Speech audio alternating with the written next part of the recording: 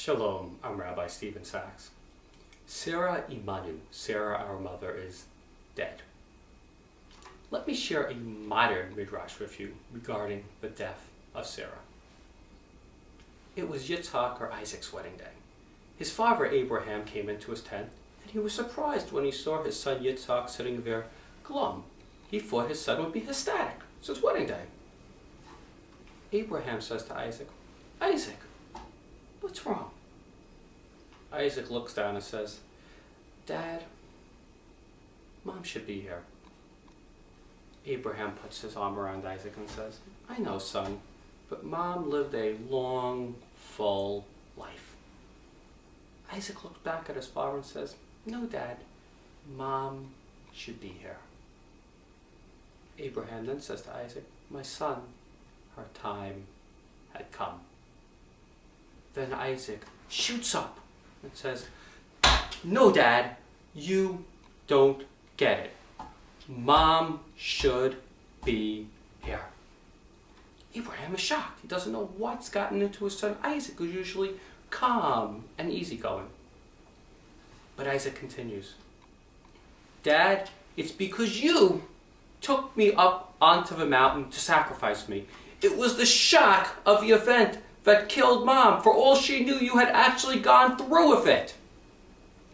And Dad, when God told you he was destroying the wicked people of Sodom and Gomorrah, you argued on their behalf. But for me, not a word. Vayashkim Avraham Baboker, you got up early in the morning to do it. You were enthusiastic to do it.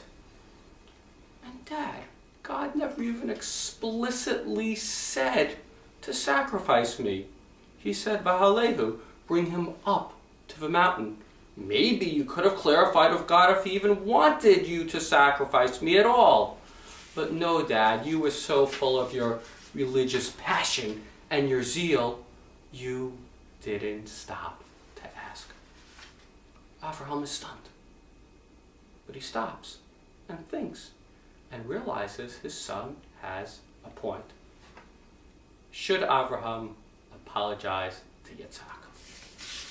Should parents apologize to children?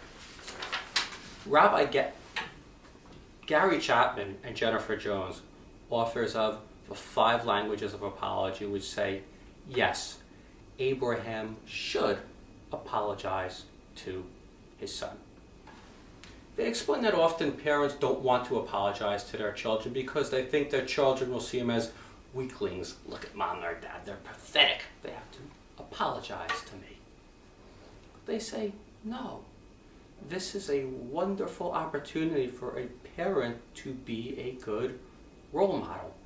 After all, what better example could Abraham set for his son Isaac than apologizing to him on his wedding day?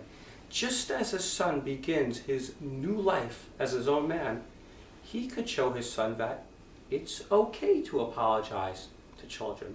Role model the importance of being able to do that.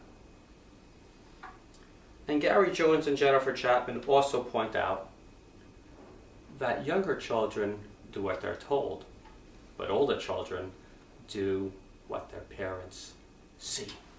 So if an older child sees a parent who will not apologize to him or her, even though the child knows they're wrong and the parent knows they're wrong, that is most likely the behavior the child will emulate. The parent could say over and over again, you have to apologize when you're wrong.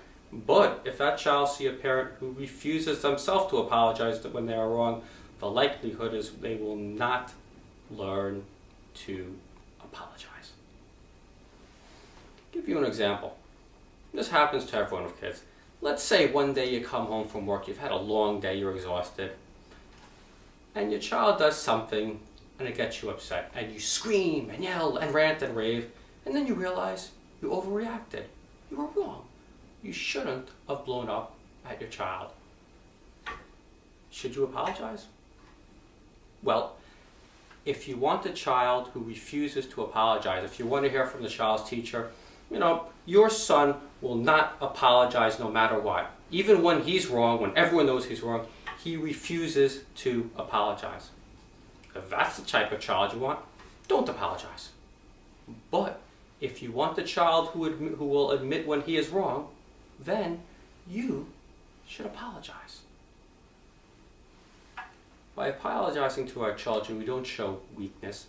Rather, we set a good model for them. Now let's go be good role models for our children.